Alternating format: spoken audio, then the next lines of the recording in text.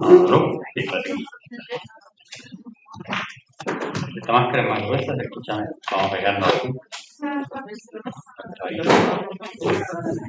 Ahí. ¿No?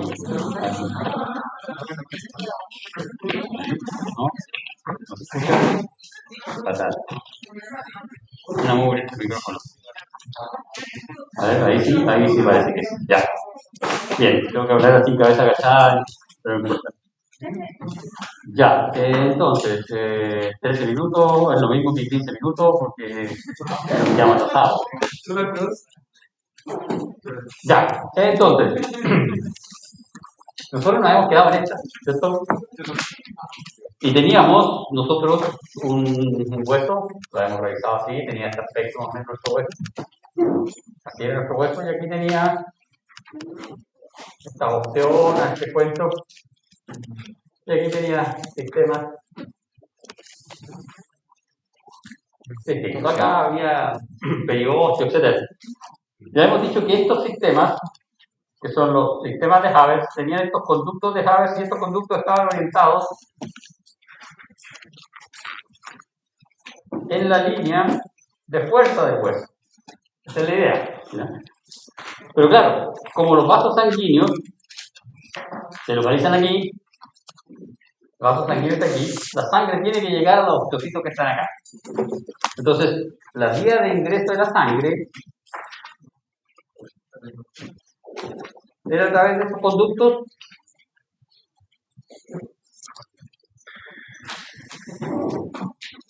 y estos conductos establecían comunicación desde el periósteo y desde el endostio hacia la matriz. ¿No? Y estos eran los conductos de Haber, y estos son los de Boltzmann. ¿No? Y por aquí adentro iban nuestros vasos sanguíneos. Por aquí iba el vaso sanguíneo y hace este recorrido el vaso sanguíneo. Y luego los nutrientes pasan desde la barrera osteoblástica hacia la matriz. Los nutrientes, no la sangre, los nutrientes. Es decir, los glóbulos rojos se quedan secuestrados, los vasos sanguíneos que están aquí adentro. ¿Ya? Y este era el perforante interno, perforante externo, anastomótico. Y estos conductos de Boltzmann eran transversales al eje del hueso, por lo tanto, los vamos a ver nosotros cortados en esa dirección. Y aquí hay algo súper interesante, porque si yo hago un corte histológico transversal de la diáfisis del hueso, voy a ver los conductos de Haber cortados transversalmente. Pero los de Boltzmann los voy a ver cortados longitudinalmente. Ahora, si yo hago el corte, yo voy a hacer el corte en este sentido. Yo hago el corte ahí, hacia abajo. Este corte es un trocito de tejido en este sentido, así, mirado hacia abajo. Y lo analizo, voy a ver los conductos de Boltzmann cortados longitudinalmente y los conductos de Haber también cortados longitudinalmente. Ahora, ¿cómo se entiende eso? Porque el conducto de Haber va a estar así y el conducto de Boltzmann está comunicándolo. ¿Ya? Entonces, la gracia del conducto de Boltzmann es que tanto en el plano transversal como en el plano longitudinal, en muchos de los cortes va a aparecer cortados longitudinalmente. En cambio, Haber, porque tiene una disposición distinta, si el corte es longitudinal va a aparecer cortado longitudinalmente y si el corte es transversal va a aparecer cortado transversalmente. Y en esta imagen estábamos explicando cómo se demuestra que efectivamente estos conductos de Boltzmann son de distribución transversal. Ya hemos explicado que este es un hueso desgastado, no desmineralizado, sino que desgastado, que quiere decir que solo quedó la matriz orgánica, todo lo que es orgánico desaparece, queda solo lo inorgánico, se llena, se mete en una resina y luego se hace polimerizar. Con UV se hace polimerizar la resina y polimeriza la resina, luego uno digiere todo el componente inorgánico con un ácido débil y queda nuestra resina y nuestro molde de resina que nosotros podemos revisar y comprobar que efectivamente estos conductos tienen esa distribución. Y acá hay un esquema de cómo sería una osteona. Esto de aquí adentro es el conducto de Haber. Esta es la primera laminilla, esta es la segunda laminilla. Y ahí ustedes pueden ver, este es un vaso sanguíneo, eso de ahí parece que es un nervio, y aquí está, ¿se fijan? Todo el interior, la pared del conducto de Haber está revestida por osteoblastos, osteoprogenitoras, o células osteogénicas, ¿ya? Estos elementos forman la barrera osteoblástica. Entonces, los nutrientes van desde aquí hasta el osteoblasto. Y el osteoblasto, con estas prolongaciones, esas prolongaciones de ahí que hacen contacto con el osteocito, transfieren los nutrientes. ¿Ya? ¿Se fijan? Ahí está nuestro osteocito, entre las laminillas. Es que hay otro detalle súper importante aquí. No es que el dibujante se haya emocionado y puso esas rayitas ahí. Esas rayitas están simbolizando las fibras de colágeno. Y aquí hay algo súper interesante respecto a la fibra de colágeno.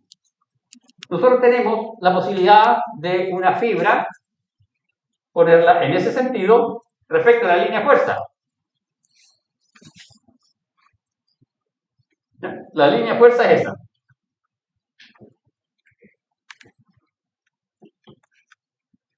Esta línea de fuerza es para un tejido que está haciendo una fuerza mecánica que recupera la forma. No nos sirve en el hueso. Esta línea de fuerza es la fibra de colágeno. Si la presionamos mucho, revientan hacia los lados, no nos sirve en el hueso. Estas, si las presionamos mucho, colapsan hacia los lados, no nos sirve en el hueso. ¿Qué pasó? Teníamos que volver a nuestras clases de física, esas que no le poníamos atención al profe, y el profe dijo que si uno tenía dos elementos estructurales y los disponía acá en un ángulo de aproximadamente 33 grados, 30-33 grados, tienen la máxima resistencia y resisten mucho más que si están así o que si están así, porque se produce un fenómeno de compensación de fuerza. Interesantemente, mucho antes de que esos físicos descubrieran eso, la naturaleza ya lo había hecho y había dispuesto. Los elementos de colágeno de una fibrilla están encontrados con los de la fibrilla siguiente en esta disposición en ángulo especial.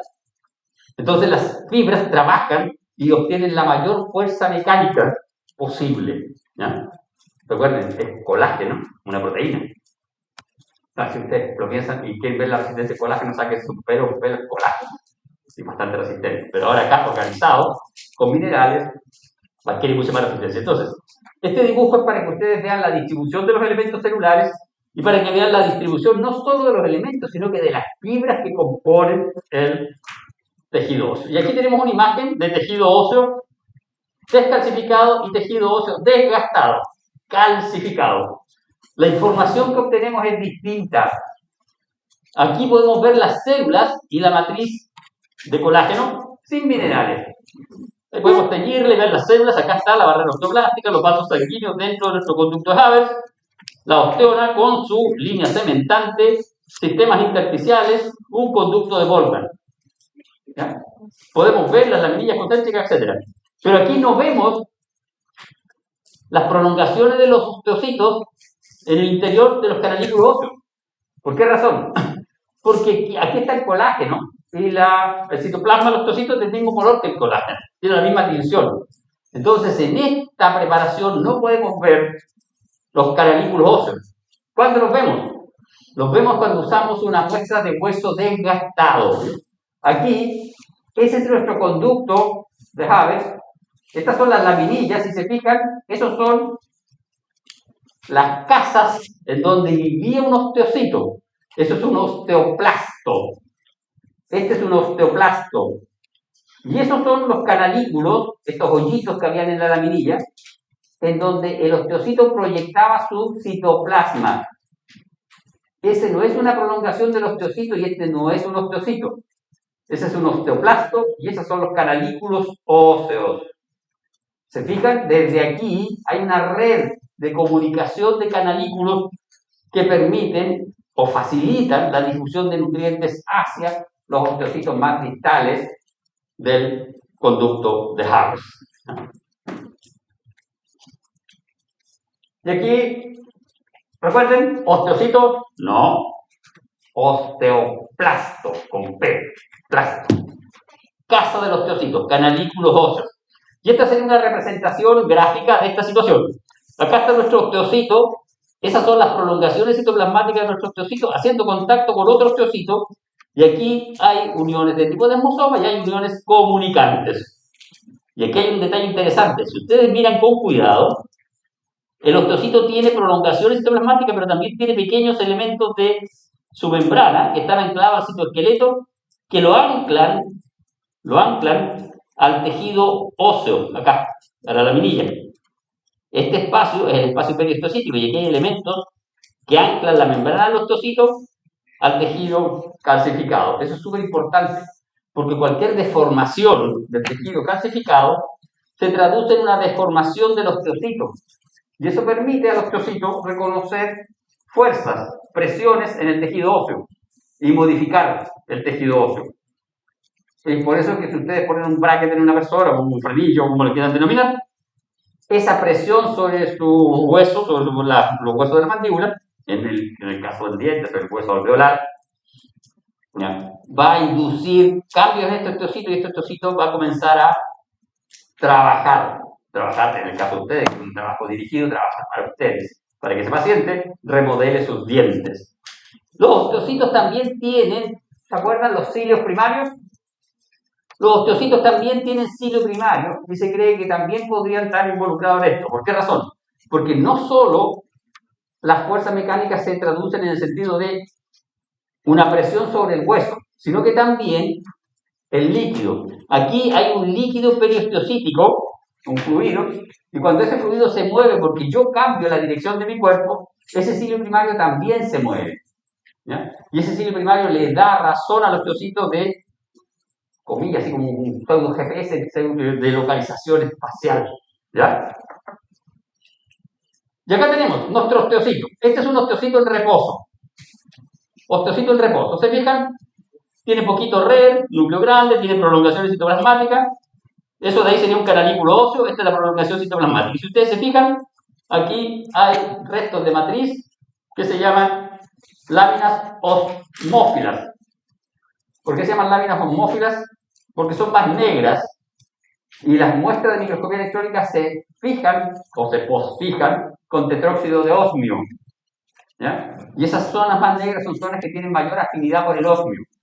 Generalmente esto está asociado a mayor cantidad de proteínas, ¿ya? Si se fijan, tiene una línea osmófila bastante característica, homogéneamente distribuida alrededor de nuestro osteocito. ¿Qué sucede? Sucede que el osteocito, cuando hay una presión, ¿ya?, y el osteocito responde a esa presión, puede sintetizar matriz. Vean cuánto aumentó el Golgi, cuánto aumentó el retículo endoplasmático rugoso, y vean que la célula cambia un poquito de forma y comienza a haber matriz por fuera del osteocito. Entre el osteocito y la línea osmófila, o la banda osmófila, comienza a haber matriz. Este osteocito está secretando matriz, está aumentando la matriz. Por el contrario, si el motivo de la fuerza es otra, el osteocito se puede activar de forma distinta y puede adquirir características absolutamente distintas. Tiene red, pero aparecen lisosomas en su membrana, y si se fijan ustedes, desaparece la banda osmófila, que es tejido, matriz, que estaba secretada y que estaba separando el osteocito del resto de la matriz. Esta matriz comienza a ser resorbida, es decir, el osteocito es capaz de realizar resorción ósea. Y eso lo hace todo el día el osteocito para poder regular los niveles de calcio o para poder reacomodar un diente en un fenómeno de movimiento del diente que ustedes lo quieran dirigir o que el paciente por alguna patología lo esté induciendo, ¿ya? Serían estos osteocitos los que participan, no solo los osteoclastos, sino que también el osteocito, porque uno siempre mira el hueso y dice el macrófago del hueso, el come hueso es el osteoclasto. No, el osteocito es muy activo en la remodelación, en la fisiología ósea. Bien, veamos ahora nuestro hueso trabecular, esponjoso. Estaban las epífisis, eran trabéculas, y este es un esquema de una trabécula. Esto me parece mucho que es del Néter de anatomía, este monito. Por si no lo encuentran en los libros de esto, me parece que es del Néter de anatomía. Tenemos nuestro huesito, cartílago articular. Estas serían las trabéculas. Aquí hay médula ósea hemopoyética. Y cuando revisamos la trabécula, está constituida por láminas óseas, pero no hay conducto central, ¿ya?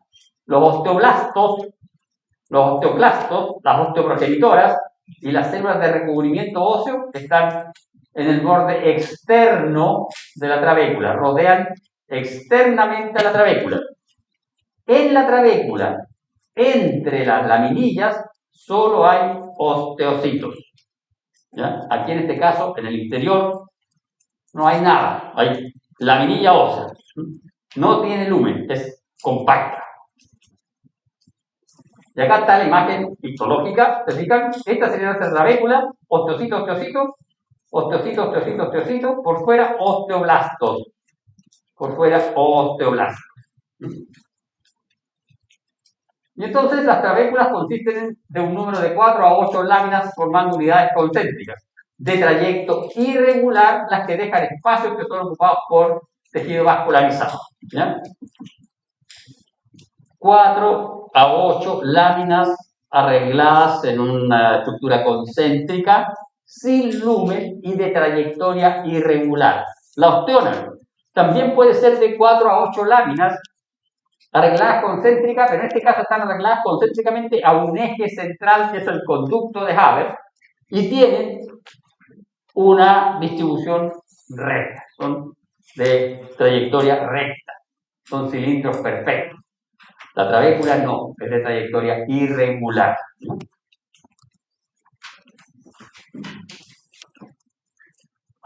¿Y qué pasó? Bueno, este es un ejemplo de tejido óseo esponjoso. No sé por qué quedó activado así el cuento este.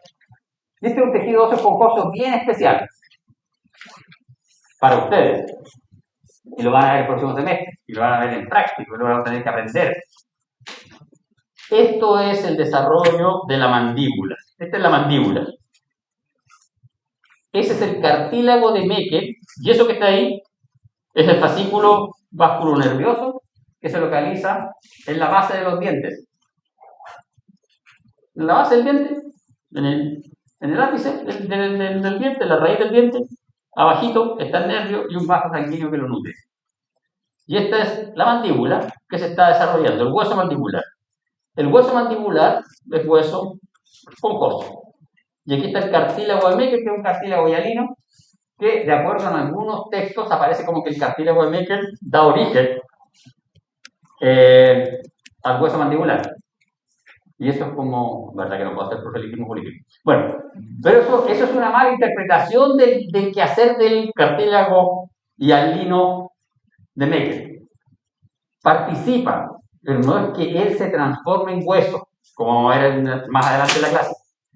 Participa quiere decir que él, su presencia, induce al mesénquima para que el mesénquima se diferencie en hueso. Si no está el cartílago de Meckel, no se diferencia el hueso de la mandíbula.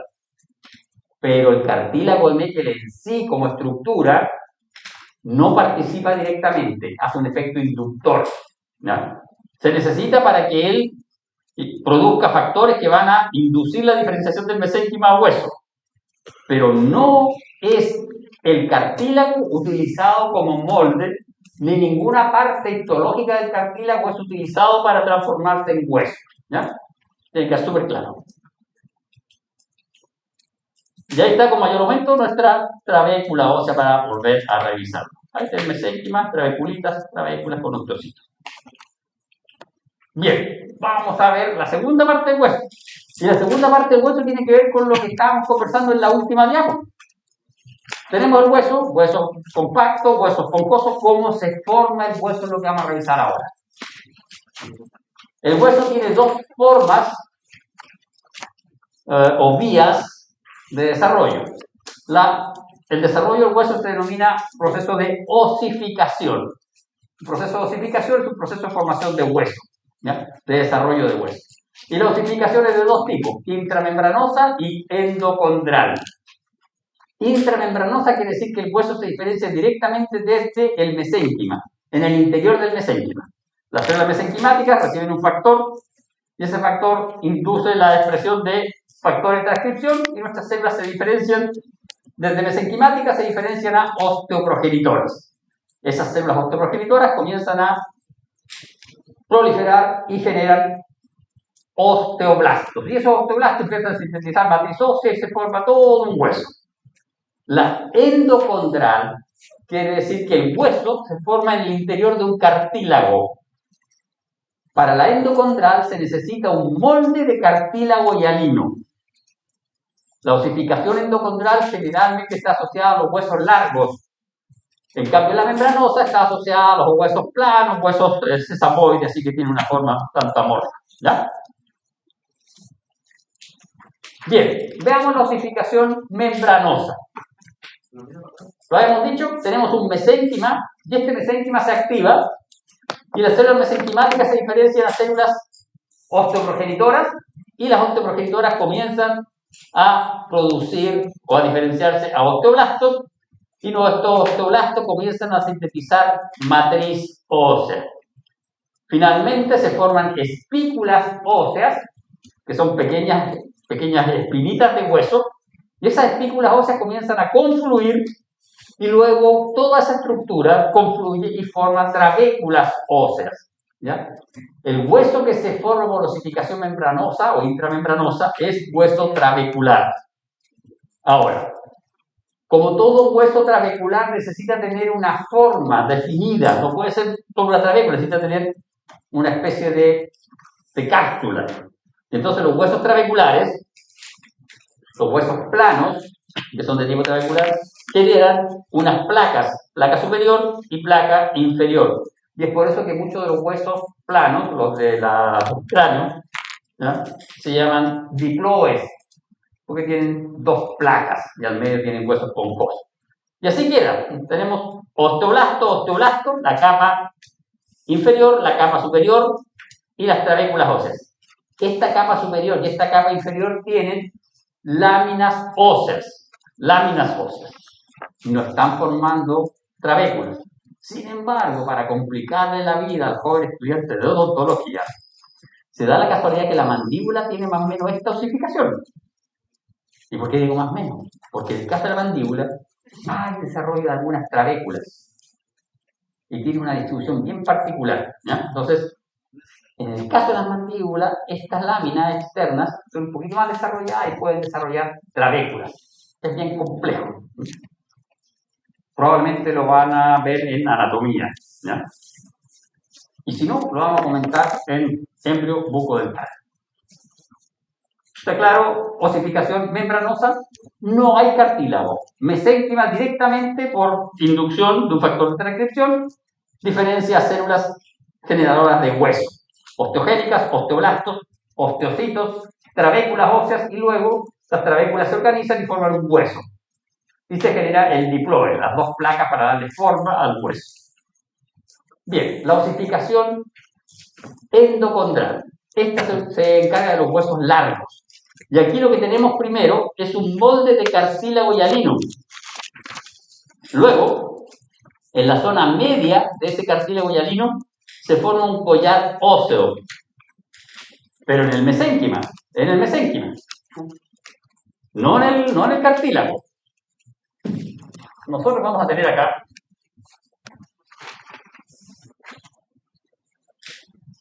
nuestro cartílago hialino,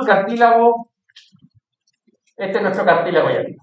Generalmente el cartílago tiene la forma del hueso que va a formar. Esta es nuestra diáfisis, este es el cartílago hialino. Y de repente, desde el mesénquima, que está aquí, células mesenquimáticas, se diferencian osteoprogenitoras. Y esas osteoprogenitoras sintetizan hueso. Aquí. Bueno, generan los osteoblastos y se produce hueso aquí.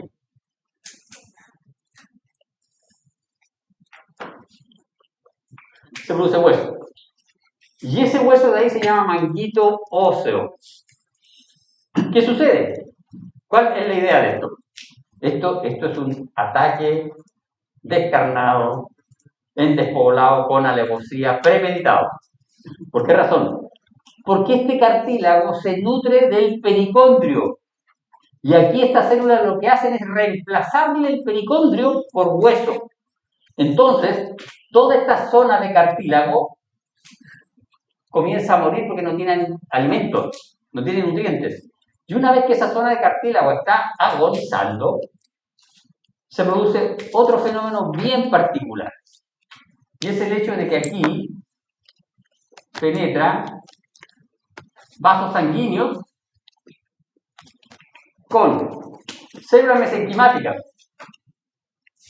células osteoprogenitoras, células hematopoyéticas, y colonizan el centro del cartílago que está muerto. Y generan acá un núcleo de formación de hueso. Y se genera tejido óseo aquí.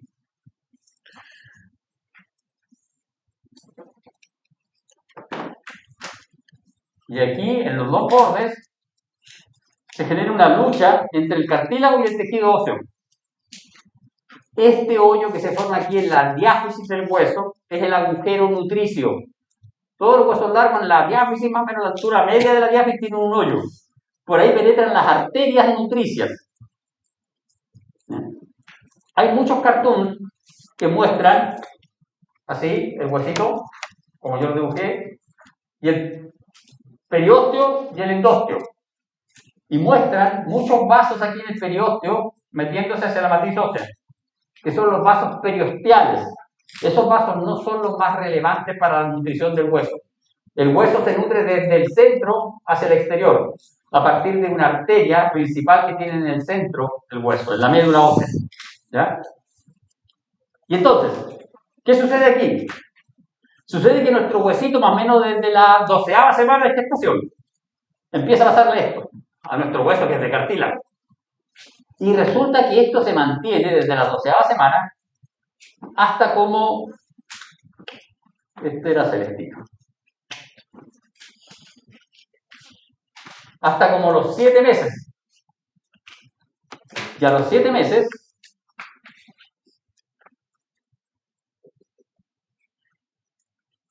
Y aquí tenemos médula ósea hematopoyética. Aquí hay médula ósea hematopoyética y hay trabéculas de hueso. A los 7 meses se produce un segundo ataque en esta zona.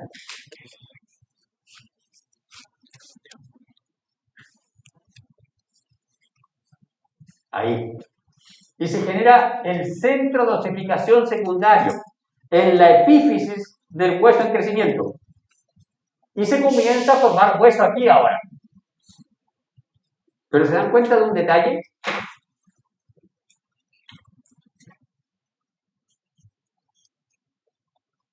Esas zonas no son cubiertas de hueso. Pero este cartílago de aquí se le complica su vida. Porque a partir del periósteo, a partir de este periósteo que está aquí, se forma una membrana que se comunica con el hueso siguiente. Entonces este queda encerrado en la membrana perióstica del hueso de aquí de la epífisis. Entonces este cartílago pierde su pericondrio y queda desnudo, sin pericondrio. Y se transforma en el cartílago articular. ¿Ya? Y se empieza a nutrir del líquido sinovial, que es producido por los sinoviocitos que están aquí, en la membrana sinovial. Los sinoviocitos son unas células cúbicas que producen el líquido sinovial. Este segundo centro de osificación se mantiene en nosotros hasta, a ver, chileno promedio, 17 años en los varones, 14 años en las mujeres. Y desde ahí, en ese momento, se produce algo bien especial. ¿Por qué? Porque este cartílago hialino que estaba aquí, ¿cómo se llamaba ese cartílago hialino?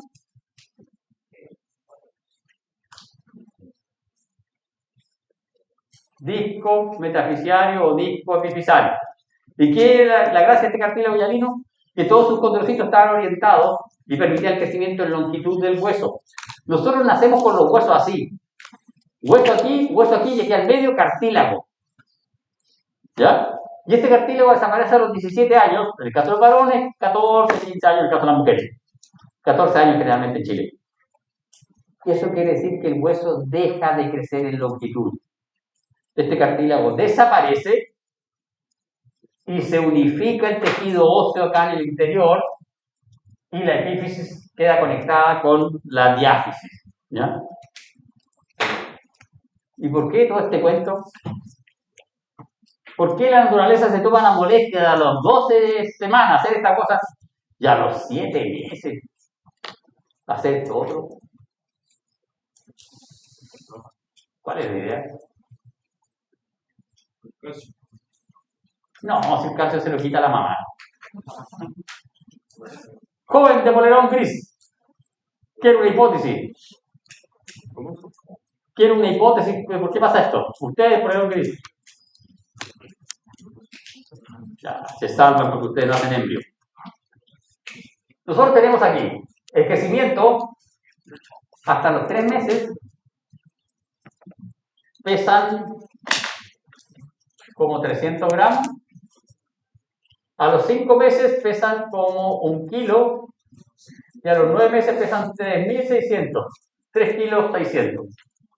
Eso no es solo aumento de peso, eso no es solo grasa parda ni grasa blanca, es desarrollo muscular.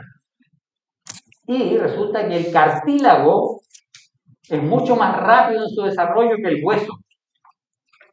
Y como muy bien lo dijo alguien por ahí, no necesita tanto calcio. Entonces, ponemos un tejido que es de crecimiento mucho más rápido, que necesita calcio, pero no tanto, y comenzamos a crecer rápidamente en longitud, porque si aquí a los 3 meses entra en la mano, por lo tanto mide como 13 centímetros. Y acá mide entre 38 a 41 centímetros.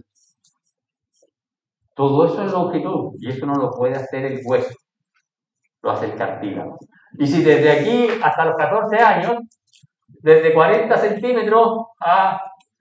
Me voy a tirar flores para el chileno, 1,80 m.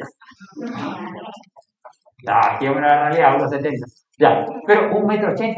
Todo ese desarrollo también se lo debe a un tejido cartilaginoso. ¿Ya? Entonces, por eso es que es así esta cosa y no es hueso directamente. Y aquí lo tenemos, ¿ven? Nuestro cartílago, collar óseo, se muere el cartílago, penetran los vasos sanguíneos, orificio, nutricio, comienza a formarse hueso, se forma hueso, y luego aparece el centro de osificación secundario, centro de osificación primario en la diáfisis, centro de osificación secundario en la epífisis, pero el centro de osificación secundario no produce osificación de todo el cartílago, sino que deja este cartílago metafisiario para que crezca nuestro hueso después del nacimiento y deja el cartílago articular para que el hueso pueda tener movimiento. ¿Ya? Seguimos creciendo y en el adulto, se fijan, desaparece el metafisiario y se unen los vasos del agujero nutricio 1 con los vasos del agujero nutricio 2 y queda solo el cartílago articular. ¿Ya? ¿Quedó claro? Cartílago hialino. Necesitamos un molde de cartílago y ese molde de cartílago es reemplazado. Donde estaba el cartílago se pone hueso. Se mata el cartílago, se comen el cartílago y encima ponen hueso. Mesenquimático, no hay cartílago por ningún lado. El mesénquima se diferencia a osteoprogenitora, la osteoprogenitora a osteoblasto, y los osteoblastos forman espículas óseas que se juntan, forman trabéculas y esas trabéculas se organizan y forman un hueso plano. Ahora, aquí hay una cosa súper interesante, que no es solo el tiempo, sino que se fijan, este centro de osificación primario, los promotores que usa son distintos de este centro de osificación secundario. ¿En qué son distintos? Ambos forman huesos, este forma hueso compacto y ese forma huesos esponjosos. Para de nuevo, las líneas de fuerza, el trabajo que hacen es distinto. Y acá está esquematizado el periósteo, hueso subperióstico, el hueso, la centroosificación, y acá tenemos las zonas de nuestro cartílago que ustedes tienen que diferenciar, pero básicamente hablan de que en el borde de la epífisis vamos a tener hueso, vamos a tener cartílago en reposo, y luego vamos a tener cartílago proliferante, cartílago en pilas de moneda, y finalmente el cartílago se va a calcificar y luego va a ser degradado. Lo interesante de aquí es que los condrocitos que están aquí sufren un proceso de orientación y se orientan para realizar su mitosis, para realizar sus grupos isógenos en la línea de fuerza del hueso. ¿Se fijan? Todas las líneas de grupos isógenos están en la línea de trabajo para elongar el hueso. Ahí hay un sistema de referencia súper importante de parte de estas células. Y eso está dado por gradientes de elementos, de factores de transcripción, gradientes de elementos que difunden, no sé, el hueso empieza a formarse por una gradiente de ácido retinoico, ¿ya? Entonces hay una serie de factores que están involucrados en ese desarrollo. Nosotros estamos en histología, pero nos interesa saber eso, que uno puede diferenciar los estratos de los condrocitos, y esta diferenciación está enfocada en elongar el hueso. ¿Por qué? Porque el cartílago crece mucho más rápido que el hueso. Y acá está, este es nuestro disco metafisiario que nos permite el crecimiento en longitud de nuestro hueso. Usted de amarillo. Y el crecimiento en diámetro, en espesor.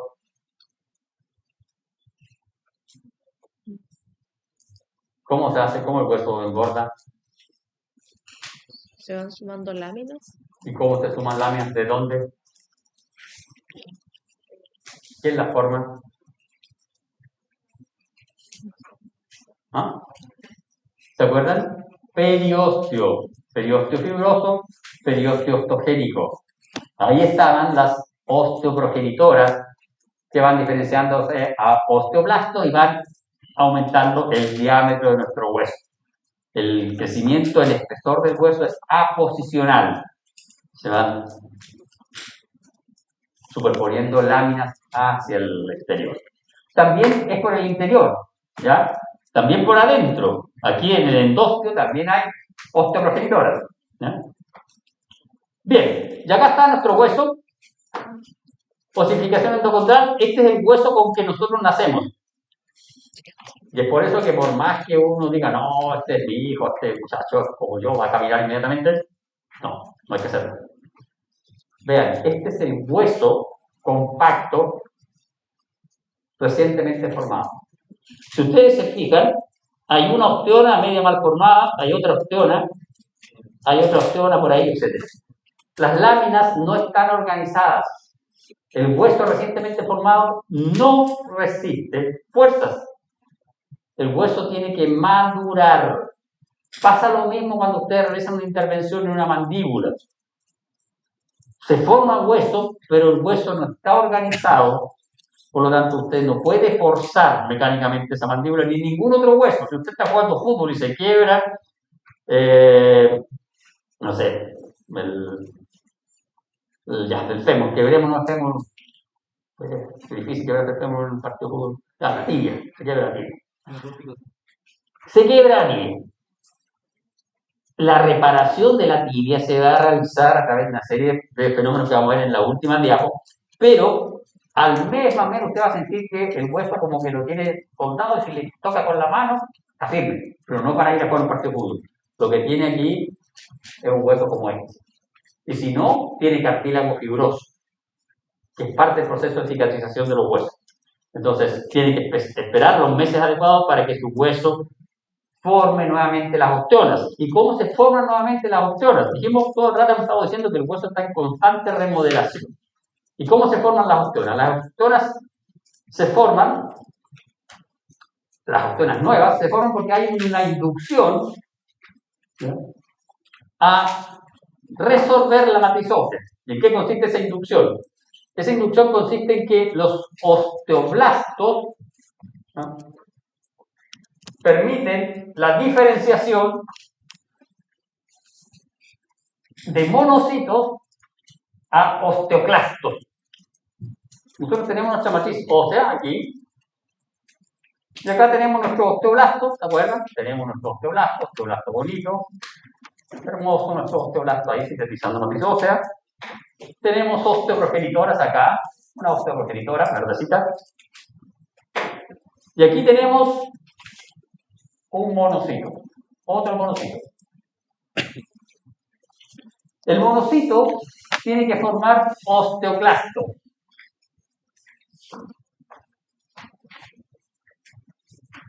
Para que el monocito se diferencie de un osteoclasto se necesitan ciertos elementos. Y esos elementos generalmente son bloqueados por el osteoblasto. También pueden ser bloqueados por el osteocito, pero es más largo el camino. Veamos el camino corto, ¿no? Son bloqueados por los osteoblastos. Es decir, el osteoblasto no solo sintetiza matriz ósea, sino que además es el encargado de regular la resorción de la matriz ósea. ¿Por qué razón? Porque la síntesis de matriz ósea y la resorción de matriz ósea se regulan por dos hormonas, la calcitonina y la paratohormona. La calcitonina actúa sobre el osteoblasto y hace que el osteoblasto sintetice matriz ósea, es decir, esta es positiva. La paratohormona también actúa sobre el osteoblasto, pero en el caso de la paratohormona es una inducción negativa. La paratohormona le dice al osteoblasto que no sintetice matriz ósea y que en cambio active al osteoclasto. Ahora, esta actividad del osteoclasto no es una actividad, es más bien un cese de la inhibición del desarrollo de los osteoclastos, porque los osteoclastos están constantemente inhibiendo el desarrollo de osteoclastos. Entonces, cuando él recibe PTH, se restringe y deja que los osteoclastos se desarrollen. Y al desarrollarse los osteoclastos, en nuestro esquema, este osteoclasto, como se diferencian varios, comienzan a resolver la osteona. Es decir, generan un cono de corte. Comienzan a comerse el hueso, un cono de corte. Y empiezan a hacer desaparecer la osteona. Seguido eso, como se van alejando, ellos van comiendo huesos, se van alejando de esto, y estos factores cambian, el osteoblasto comienza a sintetizar matriz ósea, y el osteoblasto va por detrás de los osteoclastos, remodelando la osteona, y forma un cono de cierre, ¿se fijan? Va cerrando la osteona, y estos van comiéndose la matriz. Se van trabajando en serie, como cuando fabrican autos. Parte el osteoclasto comiendo hueso, parte el otro, le dan unos 5 minutos de ventaja, y parte los otros detrás, formando hueso. ¿Ya? Entonces uno nunca tiene cavidades gigantescas en el hueso, porque si no se debilitaría nuestro hueso. Y tendríamos un fenómeno de osteoporosis, que es lo que nos pasa cuando tenemos cierta edad, y sobre todo en las mujeres, ¿se acuerdan? Esto está vinculado al estrógeno. ¿Por qué? Porque el estrógeno también participa aquí, y el estrógeno produce inhibición ahí. El estrógeno también participa inhibiendo la diferenciación de los... No, participa acá. Pues sí, está inhibiendo.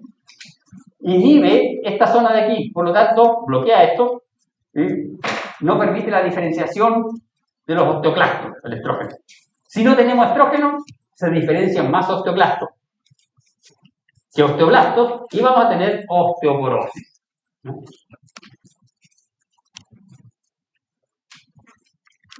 Y acá está, este es el culpable de todo, este es nuestro osteoclasto.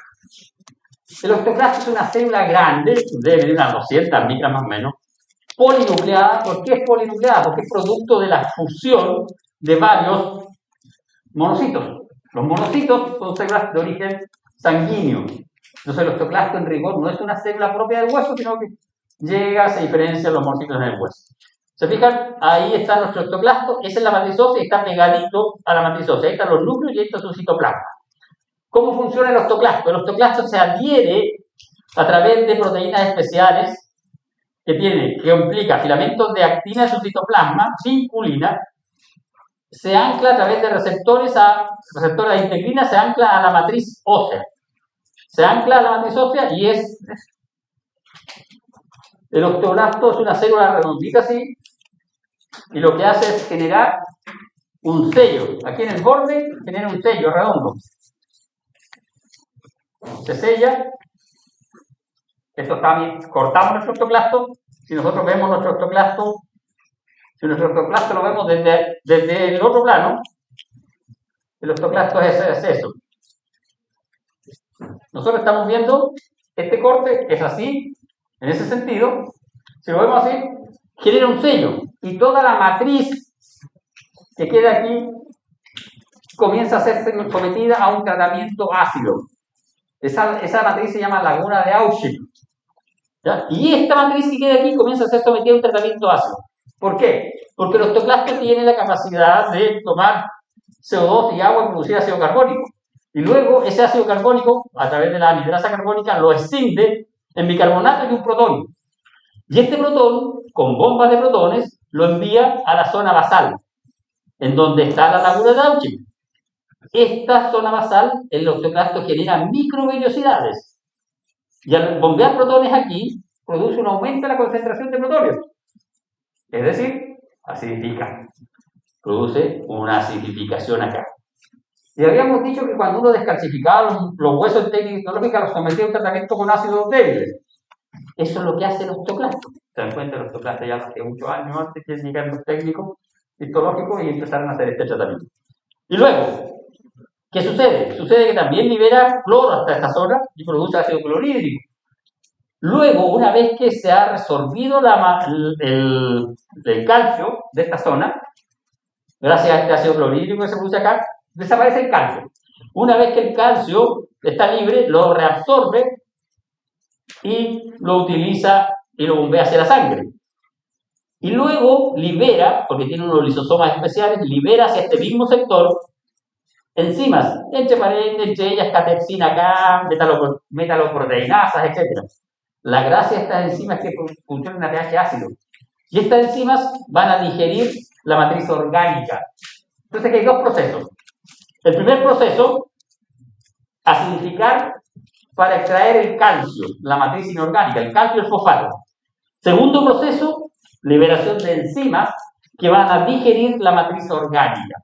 Extraemos la matriz inorgánica, los elementos inorgánicos, y luego extraemos la matriz orgánica. Primero, le sacamos el calcio que endurece al colágeno y que no nos permite comer el colágeno con una enzima, y luego incorporamos las enzimas necesarias para que ese colágeno pueda ser degradado. Es así como funciona el osteoclasto.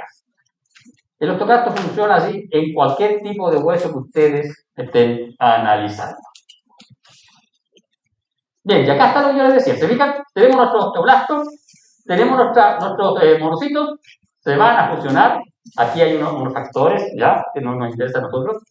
Lo que nos interesa es que el precursor del osteoclasto tiene un receptor de membrana que es el RAN. Ahora, en el tejido intersticial hay RAN L soluble o hay RAN L asociado al linfocito. Y ese RAN L, al hacer contacto con el RAN del preosteoclasto, lo diferencia a osteoclasto. Y aquí es donde está nuestro osteoblasto. Se fijan, nuestro osteoblasto libera este factor que es la osteoprogestina. La osteoprogestina es una proteína que se une al receptor RAN L. Se une al RAN L.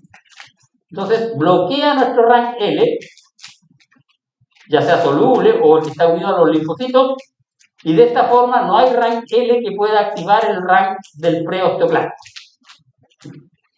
El estrógeno participa acá también. Ayuda a esto, a que se bloquee este RAN L, de tal manera que no exista RAN L libre para que se una a RAN. Y si no hay RAN L para unir a RAN, no hay diferenciación de osteoclasto. Así como el osteoblasto regula esto. Cuando el osteoblasto recibe PTH, deja de producir OPG. ¿No?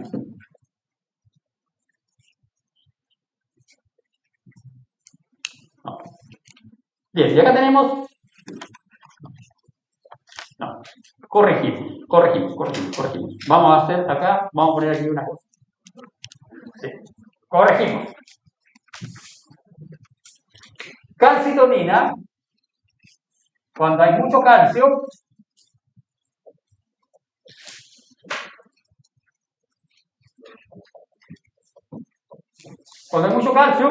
la calcitonina une calcio al hueso.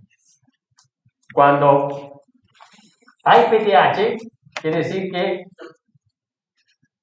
el calcio está bajo en sangre, hay muy poco calcio, por lo tanto, saca calcio al hueso. La paratormona saca calcio al hueso. Que no se los haya hecho. Bien, y acá creo que tenemos, ¿estamos justo en tiempo? No. Ya. Bueno. Esta diapo es solo para ver la circulación de la sangre y esa de reparación, que esa la vamos a tener que ver mañana, porque aquí esta diapo es bien interesante y la anterior igual. Esa diapo es interesante igual para ustedes porque son las que le dan la base para el trabajo sobre mandíbula.